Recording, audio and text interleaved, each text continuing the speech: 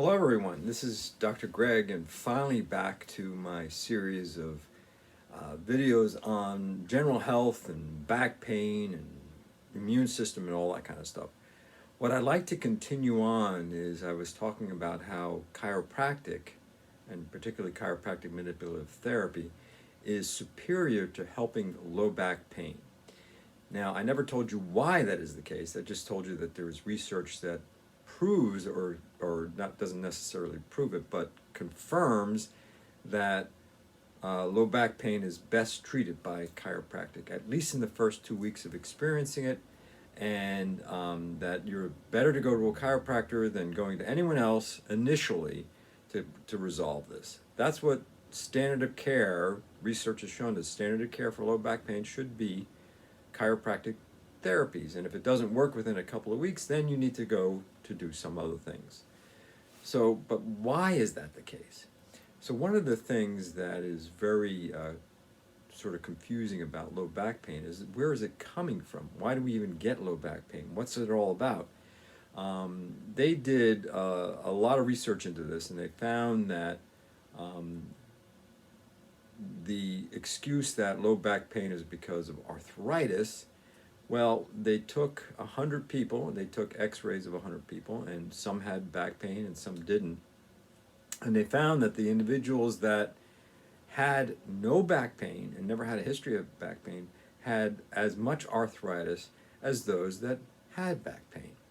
The other thing is that, well, the pain is coming from a disc lesion in your back. Well, that could be the case sometimes. But they've also done another study where they did MRIs of backs, and they discovered that those that had disc lesions didn't necessarily have back pain. So what the heck's going on there? With further study, they discovered that there is a culprit in terms of back pain, and that happens to be a muscle.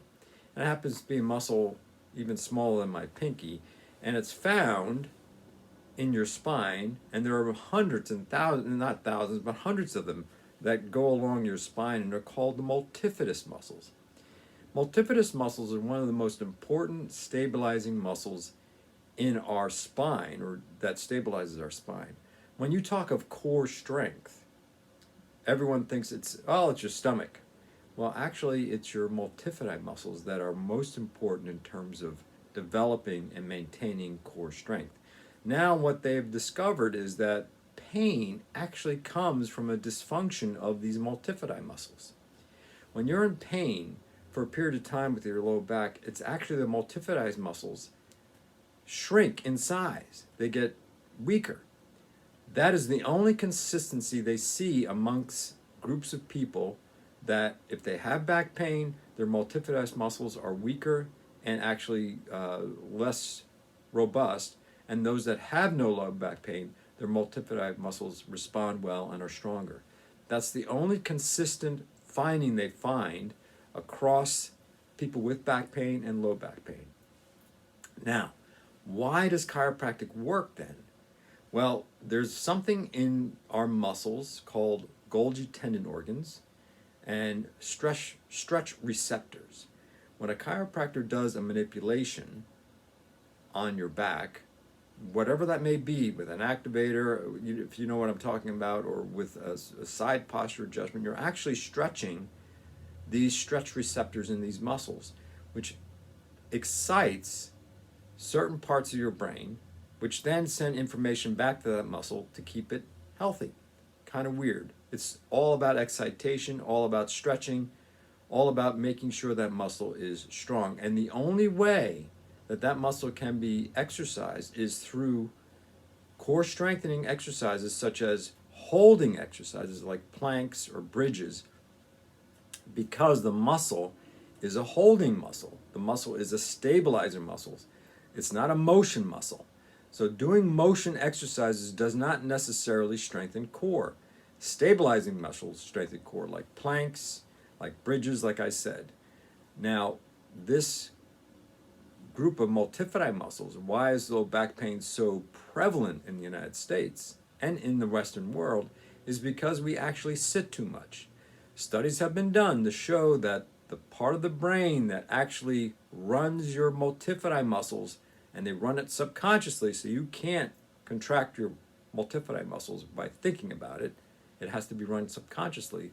What they've discovered is if you sit for 20 minutes, the part of the brain that runs the multifidi muscles shuts off.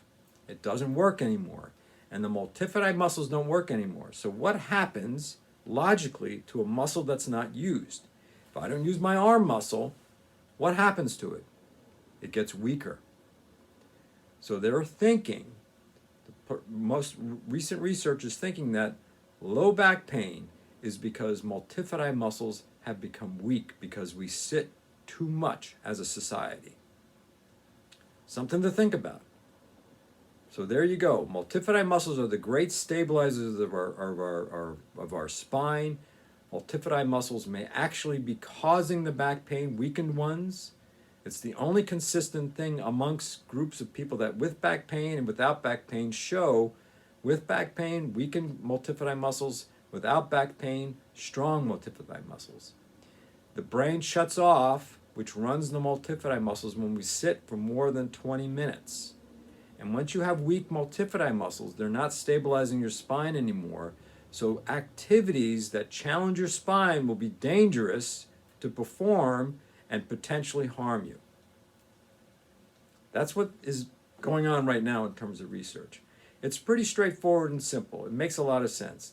A study was done in Kenya, one more study I'll tell you about, that they compared the incidence of low back pain, and this is many years ago, to individuals that worked in the office and those of villagers that didn't work and didn't spend time sitting down. What they discovered that the incidence of back pain was greater in the office workers than in the people that lived in the village that actually hunted, planted,